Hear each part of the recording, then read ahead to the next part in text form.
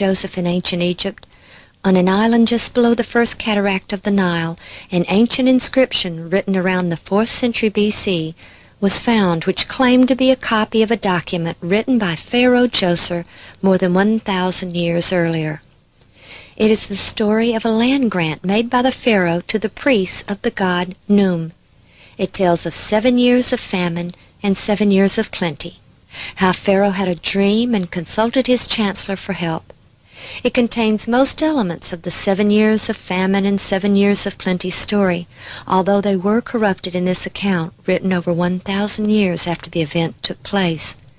But most importantly, the priests who wrote this inscription were relying upon the land grants made by this Pharaoh to justify their claim to some land. They were not writing what they believed was an ancient myth.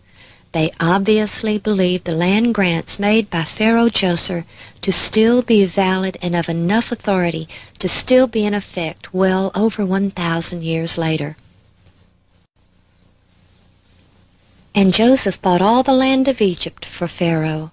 Only the land of the priests bought he not, for the priests had a portion assigned them of Pharaoh. Ancient Egyptian records list Joseph as the 16th Pharaoh of Egypt, and historians have classified him with the so-called Third Dynasty.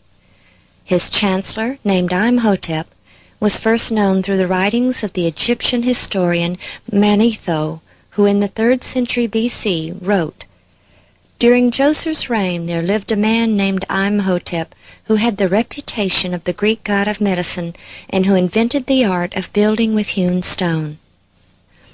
The legends attributed to Imhotep were so incredible that he was considered to be mythical until this century, when excavations at Joseph's pyramid complex revealed the base of a statue with the name Joseph on it and the name Imhotep, with his long list of titles, one of which was chief under the king, a title which first appears with Imhotep and also was first bestowed upon Joseph. Imhotep was also the architect of Pharaoh Joseph's pyramid and surrounding complex, a veritable city within a city of incredible beauty and extremely advanced in design. Built on the plateau of Saqqara adjacent to ancient Memphis, the pyramid within the complex is the first ever built in Egypt. Ron Wyatt spent a great deal of time here searching for evidence which might shed light on the biblical account. Such an event as the famine described in the story of Joseph and the distribution of grain to the other countries would have required a major facility and system of organization. When the famine came and Joseph's brothers came from Canaan to get grain from Egypt, we are told that they went to Joseph, which indicates that he personally oversaw the distribution, at least to those coming from foreign countries. And this would mean that there was certainly a central location or granary to which the foreigners came. The complex at Saqqara contains 11 massive pits, which even the Egyptians are at a loss to explain.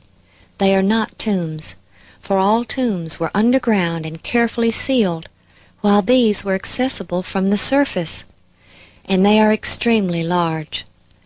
But most fascinating is the fact that they are all connected by chutes. Ron believes these were the grain storage pits of the 7-year famine.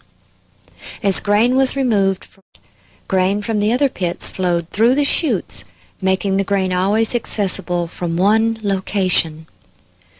These are within the wall of the step pyramid complex, which has only one entrance, and it opens to a long covered passageway with small cubicles on each side, each just the right size for a person to sit with perhaps a small table.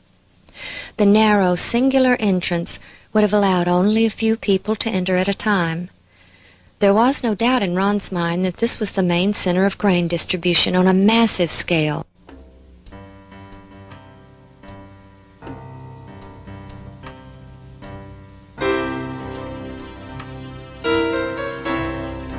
When they arrived to get their grain, the people lined up to enter the long corridor.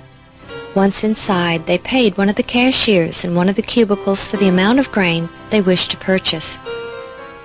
After payment was made, perhaps they were given a sack for grain which reflected the amount of their payment.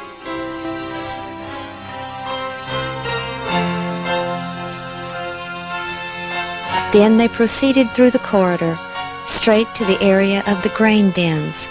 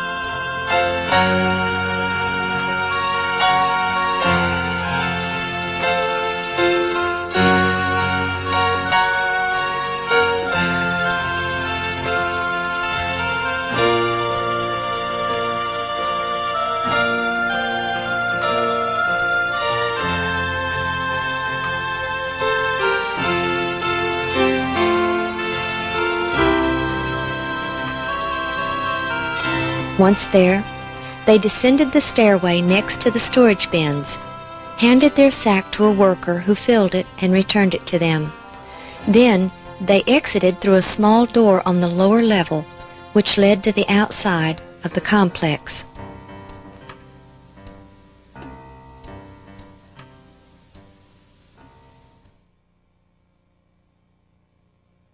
When the pits were first excavated, bits of grain still remained in them, but the official explanation was that it was the remains of food placed in graves for the deceased. However, as we mentioned, these bear no resemblance to any ancient Egyptian tombs, but they do bear a marked resemblance to pits identified as grain storage bins in other ancient civilizations. During the 7-year famine, Egypt gained great wealth and prominence among the nations through the selling of the grain. The Egyptians who lived in their cities along the Nile had little to do during the famine, since they had a 7-year supply of grain to rely on, and were able to devote their time to the building projects of the Pharaoh, not as slaves, but as grateful subjects. The family of Jacob, who lived in the Delta, separate from the native population, prospered and grew, exempt from the 1/5 taxation levied on the native population. From the time Jacob's family came to Egypt until the birth of Moses was about 180 years.